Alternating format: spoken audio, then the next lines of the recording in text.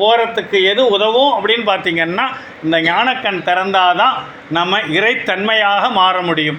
அப்போ அந்த மூன்றாவது கண் திறக்கிற ஒரு அருமையான வழிமுறை தான் இந்த பூசை. இந்த நம்மளுடைய அந்த புருவ மத்தியில் அந்த மூன்றாவது கண் வழியாக அந்த லிங்கத்தை பார்க்கறது. இது நம்மளுடைய அந்த மூன்றாவது கண்ணை திறக்கும் பொழுது இயல்பாகவே நமக்குள்ளே இருக்கிற ஆணவம், கண்மம், மாயை மூன்றும் போகும். குறிப்பாக நம்மளுடைய நான் என்ற அகங்காரம் இருக்க இடம் இந்த நெற்றிக்கு மூன்றாவது கண்ணு தான்.